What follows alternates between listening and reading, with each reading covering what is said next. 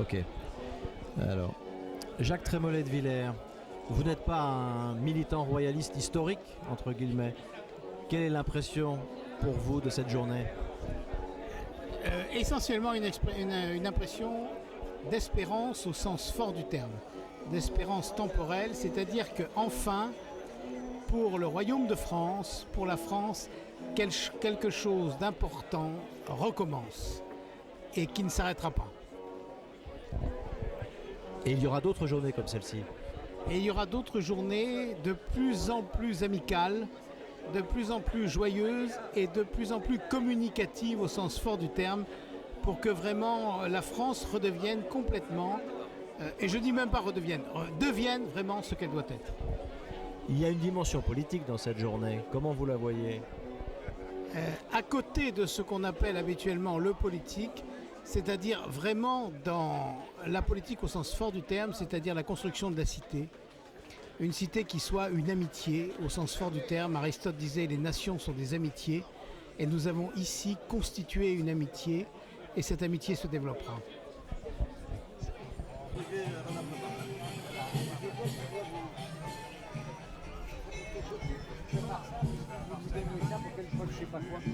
C'est bon.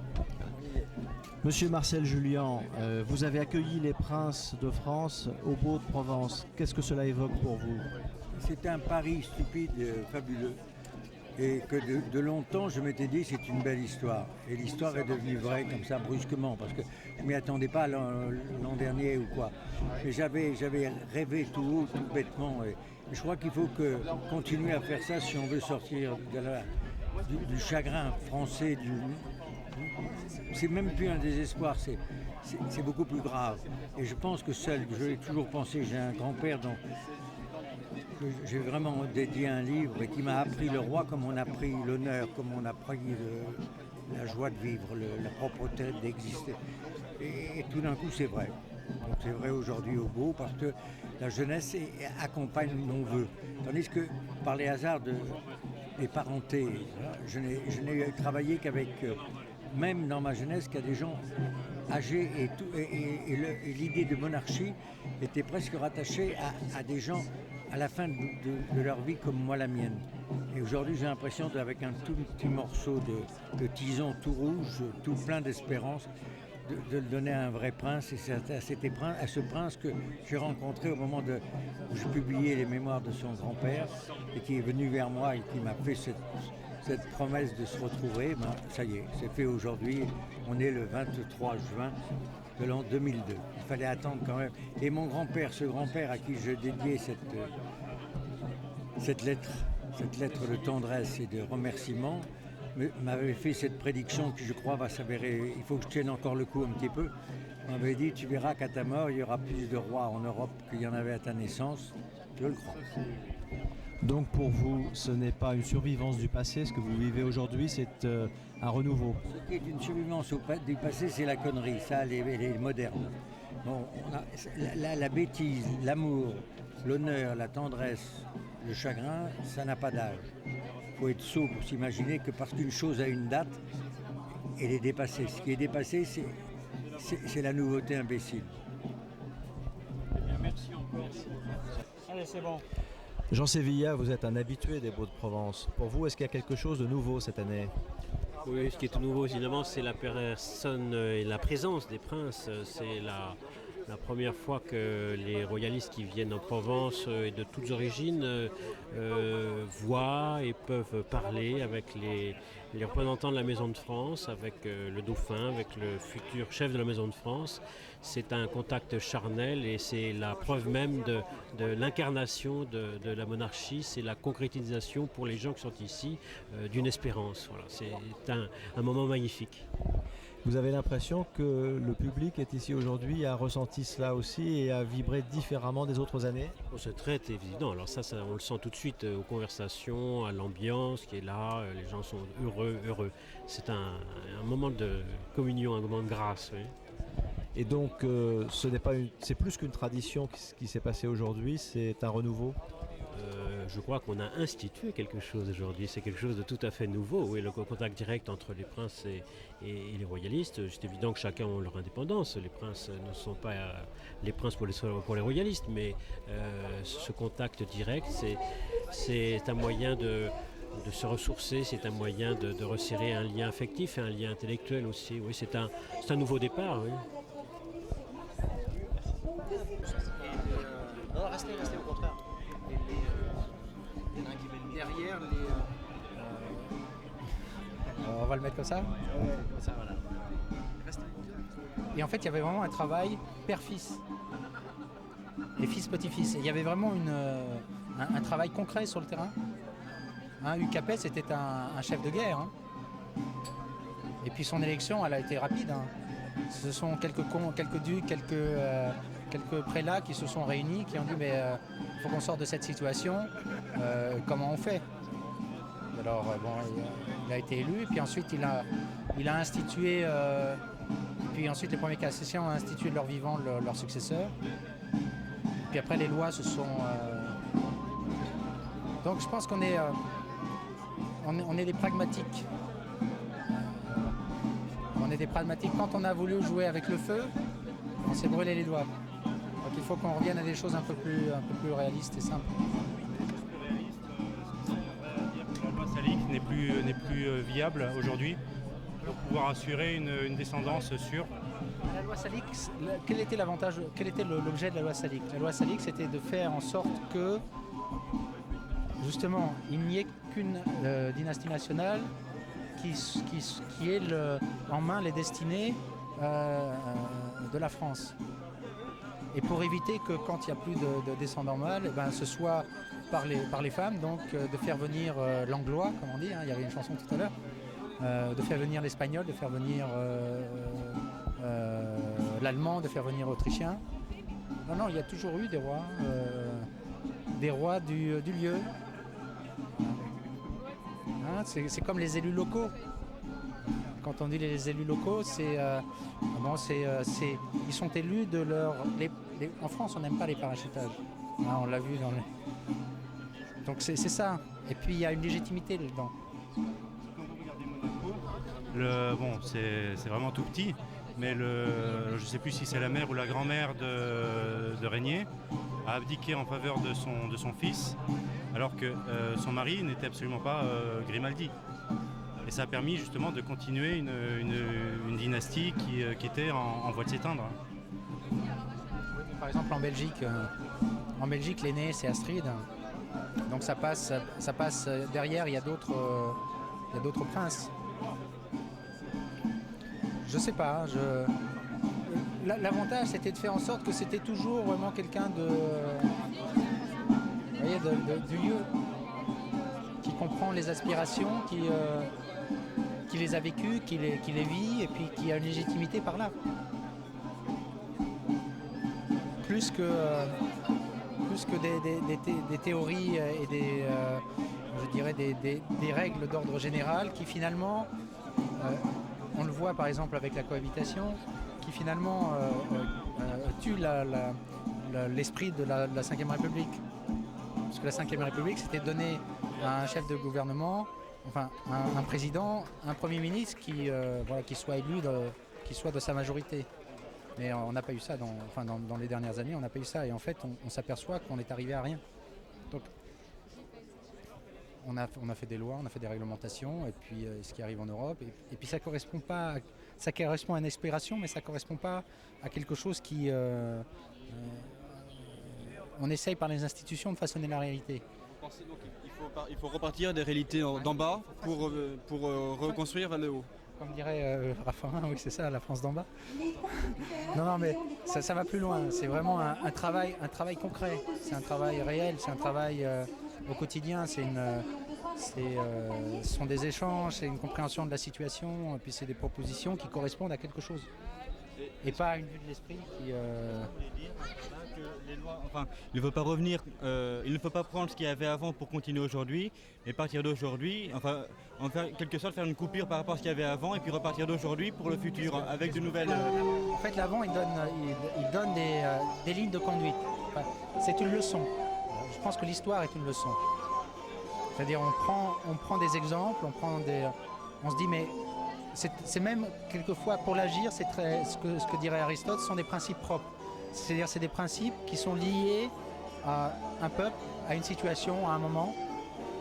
Et donc on peut se dire mais dans telle situation, est-ce que je ferais comme ça? Est-ce que je ferais un peu différemment? En fait c'est un genre de livre ouvert l'histoire. Mais la politique, elle doit prendre en compte des principes généraux. Elle doit prendre en compte ce type de principes propres parce que agir en France, c'est différent que d'agir en Allemagne, c'est différent que d'agir en agir politique, parce que les gens ont des aspirations un peu différentes. Et puis ce sont des circonstances. Donc aujourd'hui, peut-être, par exemple, pour prendre une expression, j'éviterai de parler de restauration, mais plutôt d'instauration. Voilà, on a de la matière et donc travailler d'abord une réalité dans les échanges, dans le travail qu'on a, dans ce qu'on fait, dans les idées qu'on a, et puis on façonne on ouvre des perspectives et puis on agit en fonction de ça, et puis ensuite on réfléchit un peu aux institutions qui correspondraient à une telle réalité. Quand vous dites donc que le débat Louis-XX ou Orléans est sans intérêt, c'est dans ce sens-là. Il ne faut pas choisir entre quelqu'un vis-à-vis de ce que les lois saliques disent, mais en fonction de ce qui se passe aujourd'hui sur le terrain. C'est pas...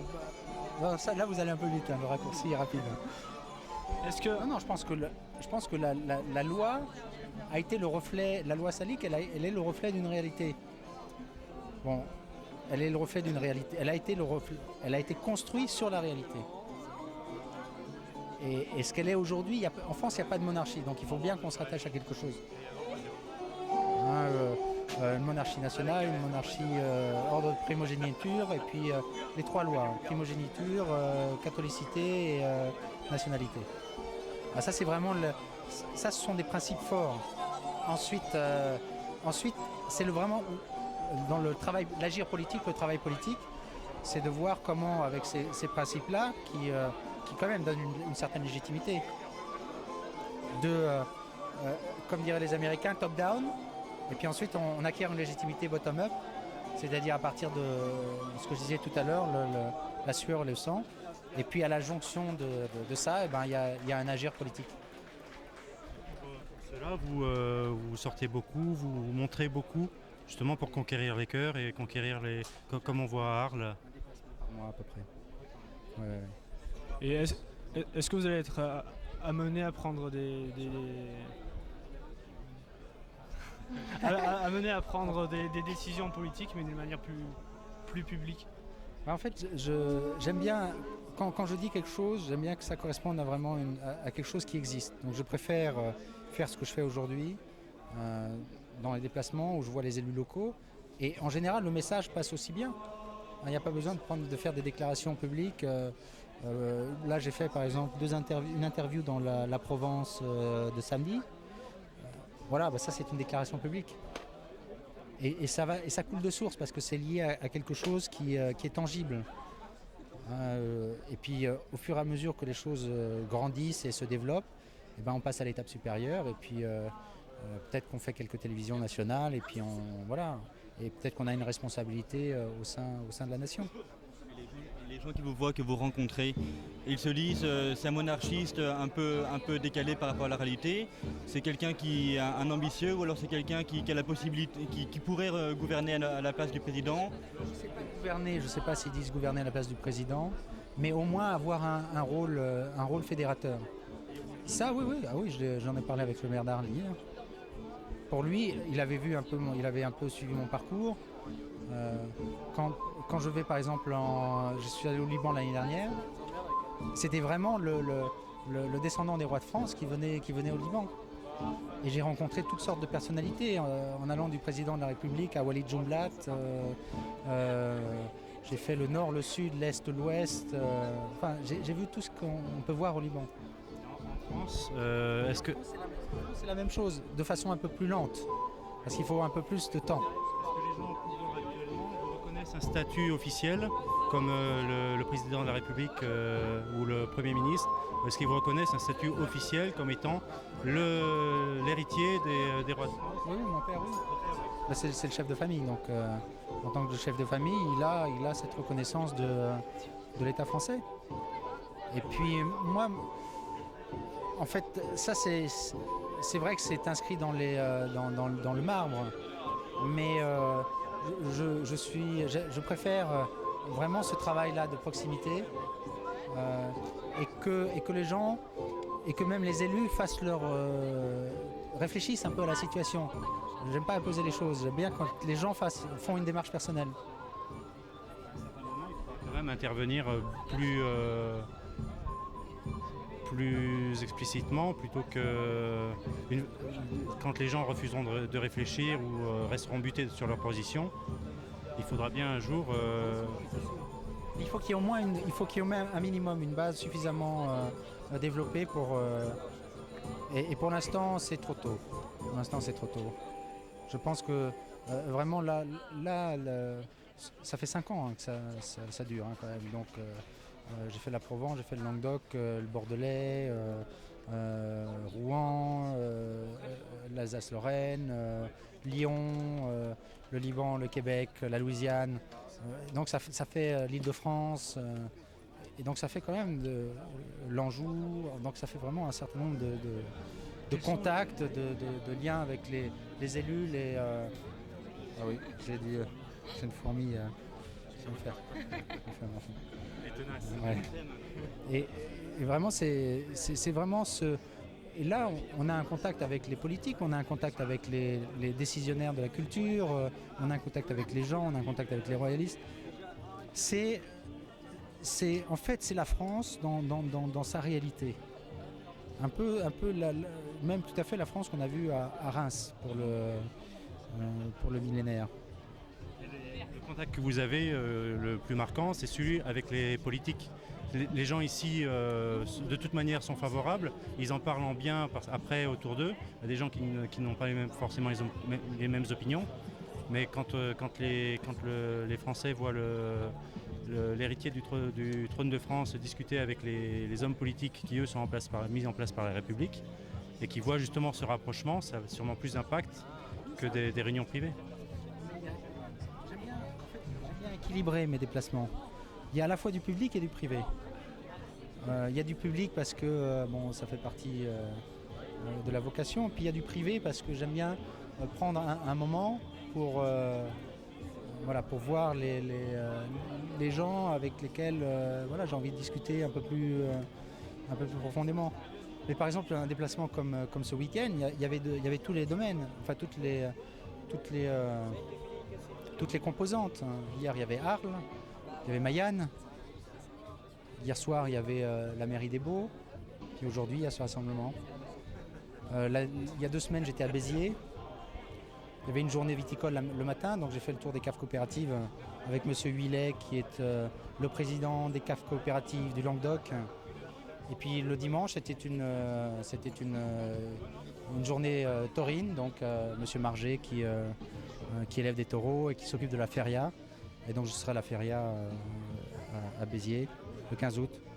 Alors là, il y a 1 million de personnes, donc on ne peut pas faire plus public. Hein. Mais quelles sont les répercussions médiatiques lors de votre action ? La stratégie par rapport aux médias. La stratégie que vous adoptez par rapport aux médias. Le média est un moyen. Le média est un moyen en fait qui raconte ce qui est. Voilà, c'est ça le média. C'est pas un outil qui sert à façonner une image et puis on s'aperçoit en grattant que l'image ne correspond à rien du tout. Donc pour moi, les médias, c'est vraiment le vecteur qui parle de ce que je fais. Mais au moment où c'est opportun. Et puis on s'aperçoit, les médias sont très preneurs. Mais il faut quand même être prudent, c'est-à-dire juger une situation et de voir si dans les conséquences on a une chance de réussite ou pas. Ça sert à rien de se montrer si on sait qu'on choisit un angle d'attaque, on choisit une émission avec une personne qui voilà. Vous n'avez pas peur d'une désinformation, de vous faire piéger, un jour de vous faire piéger ou d'avoir une désinformation? Il y a, dans un article, en fait, on fait toujours un peu attention pour voir ce qui est important, c'est que l'ensemble de l'article, par exemple un article écrit, l'ensemble de l'article soit bon. S'il y a des petites choses, c'est le journaliste, hein. Mais on regarde l'ensemble. Donc la presse écrite, en général, il n'y a pas trop de difficultés. La presse radiophonique non plus. La télévision, ça dépend des émissions. Dépend des émissions. Si c'est un journaliste qui a envie de toute façon de dire des choses, et quoi que vous faites, quoi que vous disiez, ça ne correspond pas à ce qu'il a envie de faire passer, là vous avez aucune chance. Et c'est ridicule d'aller perdre son temps dans des trucs comme ça. En revanche, si vous savez que vous êtes en face d'un journaliste qui lui a un intérêt, c'est-à-dire qu'il a envie de dire quelque chose, et puis ça l'intéresse lui, et puis ça intéresse les téléspectateurs, alors là, c'est comme un contrat. Il y a vraiment un intérêt réciproque entre lui et moi. Et les moments où chacun y trouve son intérêt, c'est là où on arrive à faire quelque chose de bien. Voilà. Pour répondre. Vous utilisez tout à l'heure l'expression de Raffarin, la France d'en bas. Moi, je la pratique avant. Hein. Je l'ai pratiquée avant qu'il l'utilise. Vous trouvez vraiment que c'est une bonne expression, la France d'en bas? Tout le clivage. Mais non, mais en fait, ce qu'il a voulu dire, c'est. Le vocabulaire est mal choisi. Voilà, ce qu'il a voulu dire, c'est vraiment. Soyons un peu concrets. Ouais. Oui, ça, voilà. D'accord, mais l'expression est mauvaise. Ah oui, mais ça, oui. Oui. Un certain mépris républicain pour l'en bas. Pour la France d'en bas. Comme ils ont vécu un peu dans leur environnement, ils s'aperçoivent, comme disait Canal+, qu'il finalement il y a des gens. Je ne sais pas si vous avez vu cette émission des Guignols, où tous les hommes politiques étaient dans leur... et puis il n'y avait plus personne. Et tout le monde était à la recherche des vrais gens. Non mais ils avaient, je crois que ça date de 2-3 ans. Donc ils avaient été quand même assez précurseurs dans le... Mais on le voit en Angleterre, quand la reine n'est plus présente, plus présente sur le terrain, n'est plus au milieu des Anglais, c'est terminé, elle a plus de légitimité. Par contre, en Espagne, quand on voit le roi d'Espagne, c'est vraiment, il est adoré. Il a un mot gentil pour chacun, il va au-devant des uns et des autres. Voilà, ça c'est vraiment la monarchie dans sa splendeur. Et puis c'est le roi qui sauve la République. Extraordinaire. Vous présentez en roi qui sauverait la République ou alors en roi qui instaurerait un nouveau régime? D'abord la France, oui. Voilà, quoi. D'abord la France et puis les institutions. Si les institutions en elles-mêmes sont pas mauvaises, pourquoi changer? Pourquoi trouver quelque chose d'autre? Si elles sont si elles amènent à certaines difficultés, on essaye de les aménager et puis on garde une. Il faut que ça soit vivant. Pas des trucs qui finissent par tourner sur orbite. Parce que sinon, si on nous mettait en orbite, on finirait pas de tourner, comme dirait Audiard.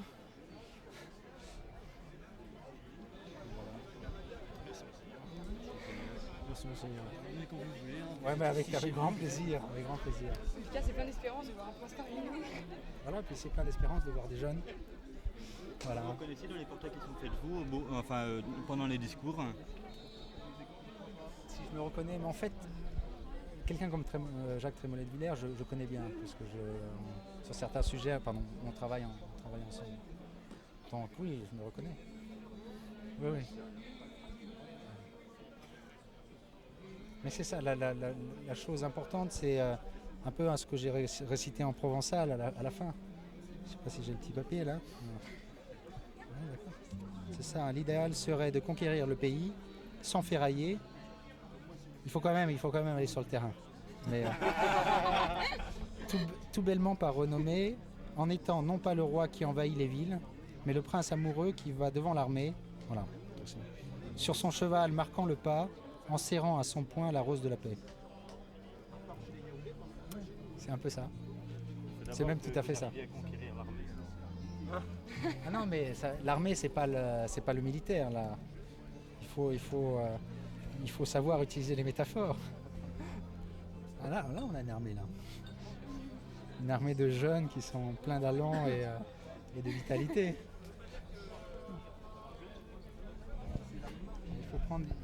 Il faut prendre les choses telles qu'elles sont. Et prendre la situation telle qu'elle est, là où on est, puis l'amener là où on veut qu'elle soit. Mais ça demande du temps. La monarchie capétienne, ça s'est pas construit en 3 jours. Il a fallu du temps. De quelle façon vous voulez qu'on ait un rôle, en tant que jeune, qu'on puisse... D'abord en étant présent dans des rassemblements ou avec leurs aînés. Ça, c'est déjà une première chose. Et puis dans l'environnement de proximité, le lycée, dans les contacts qu'on peut avoir. Comme je l'ai dit dans mon discours, rester ferme sur les principes et puis avoir une ouverture de cœur et d'intelligence vis-à-vis de personnes qui ne pensent pas pareil. Et puis et puis de conquérir comme ça le monde. Parce que le monde est à la jeunesse. C'est vraiment un travail de proximité. Voilà, c'est les moissonneurs en fait. C'est ça. Et même avant les moissonneurs, c'est c'est les semeurs.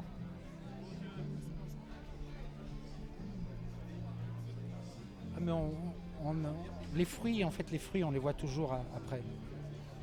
Les fruits, on les voit toujours après. C'est un travail ingrat. C'est un travail ingrat. Parce que peut-être que moi je le verrai pas le retour. Peut-être ça se fera après moi. Et au moins je travaille et puis j'essaye de poser telle pierre et puis de construire l'édifice avec du solide. Béton armé avec barre de fer qui tient les...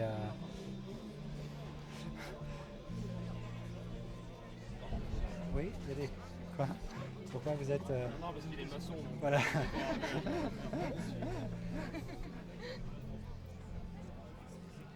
Et en fait, comme dit l'Ancien Testament, je me suis assis longtemps sur le bord du chemin. Et maintenant, voilà, je construis. Donc, parce que j'ai fait de longues études. J'ai commencé par la philo. Ensuite, j'ai fait du droit, puis je suis parti ensuite aux États-Unis faire un master en économie. Alors, ça fait à peu près 10 ans d'études. On n'arriverait plus à faire ça aujourd'hui. Votre position n'était pas trop difficile dans les établissements publics en tant qu'étudiant? Parce que les copies étaient corrigées avec le cache ouvert. Donc je me suis pris quelques tôles en philosophie moderne notamment sur des cartes. Je crois que j'ai eu un 3 coefficient 3, quelque chose comme ça.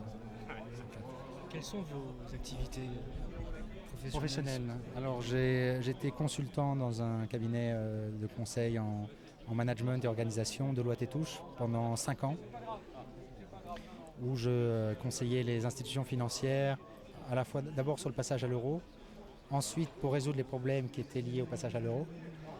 Donc l'un a duré presque 1 an, l'autre 1 an aussi.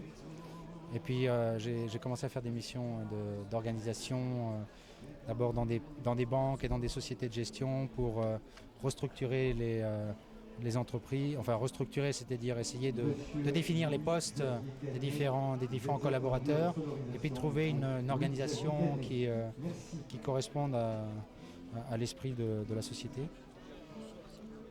J'ai organisé des back-office de traitement pour des sites internet. Qu'est-ce que j'ai fait d'autre? Et puis j'ai rejoint là une banque dans laquelle je travaille depuis maintenant à peu près 1 mois. Donc, comme organisateur. Donc, je suis chargé de faire des analyses financières d'entreprises, de banques, etc. À travers votre activité professionnelle, vous avancez votre projet? Dans quel sens? Le projet professionnel ou l'autre? C'est difficile, j'essaye de pas mêler les deux. Bon, immanquablement, au bout d'un moment, ça se mêle, mais au départ, j'ai vraiment envie de faire en sorte que dans mon métier, finalement, on m'accepte, non pas parce que je suis, mais parce que, à la fois si parce que je suis, mais surtout par la compétence que j'ai dans le métier et dans la tâche qu'on m'a confiée. C'est encore plus difficile pour vous? Oui, c'est assez difficile, mais bon, je commence à être habitué. Voilà. Donc ce qui est difficile, c'est les premières semaines, premiers mois. Là, je suis en train de faire un tour de banque, donc je vois tous les départements de la banque et je vais devoir faire un rapport d'étonnement devant le comité exécutif. En fait, Monaco, ça va être un peu plus difficile parce qu'à Paris, j'ai un secrétariat donc, qui gère tout mon courrier, etc. C'est difficile de déplacer tout le monde. Mais à Monaco, enfin eux d'être pas loin, donc voilà, on se partage le travail. C'est ça qui est intéressant. Il arrive à avoir le même rôle officiel que le vôtre. Il commence. Oui, il commence. En fait, moi, je profite en fait du système, puisque dans le monde bancaire, le passage aux 35 heures a donné un certain nombre de jours complémentaires assez importants. Et donc ça me permet de prendre des week-ends de 3 jours et puis de vraiment avoir au moins dans le mois un déplacement et puis d'avoir des journées où je peux faire une visite éclair, par exemple au 119 qui est ce numéro de téléphone qu'on appelle quand les enfants sont maltraités, que les enfants peuvent appeler sans que ça apparaisse sur le relevé téléphonique. Donc c'est un numéro vert qui renvoie ensuite sur un certain nombre d'entités locales qui sont chargées de régler les problématiques ce type de problématiques où les enfants sont maltraités par les parents, par les professeurs, Donc il y a des petites choses comme ça qui font suite en fait à des déplacements que j'ai faits et qui sont des domaines que j'ai envie d'explorer un peu plus. Pourquoi un attachement sur ces problèmes sociaux? Pourquoi un attachement? En fait, ça a été assez circonstancié. Quand je suis allé à Béziers, il y avait à Béziers une unité qui était assez novatrice dans le concept, qui faisait partie du CHU de Béziers, donc de l'hôpital. Et c'était une unité qui prenait en charge les enfants qui avaient été maltraités. Mais la prise en charge, au moment où on remarque la difficulté, jusqu'au moment où, si c'est le cas, il y a une mise en examen. Avec un regroupement des 3 autorités, médicales, judiciaires et législatives, au moment où la personne est interrogée, enfin où le jeune ou l'enfant est interrogé par le médecin ou par l'assistant. Donc, et donc à cette occasion-là, j'ai vu des choses assez novatrices à la fois dans l'entreprise, mais aussi reflétant un mal social très profond, lié en grande partie à la décomposition des familles, et dans des proportions qu'on n'imagine pas, sur lesquelles je ne parlerai pas aujourd'hui, mais qui sont vraiment, qui sont assez énormes. Donc voilà, et je pense que c'est quelque chose sur lequel laquelle on doit faire attention et informer, parce qu'on ne se rend pas compte quelquefois des choses et de la façon et même de la distance jusqu'à laquelle on est allé dans les mauvaises choses. Enfin, il y a des choses qui sont... On tombe des nues. Juste pour donner quelques chiffres, ce numéro reçoit à peu près 6000 appels par jour. C'est énorme. Bon, sur les 6000, il y en a que 1000 qui sont vraiment des... Mais quand même, 1000 par jour, il y en a 1000 qui sont des vrais problèmes. Sur les 6000, il y en a 1 sur 6 qui est vraiment une difficulté de ce genre. Donc on se dit, mais dans quel monde on vit? Donc voilà. Voilà pourquoi ça vous prend aux tripes.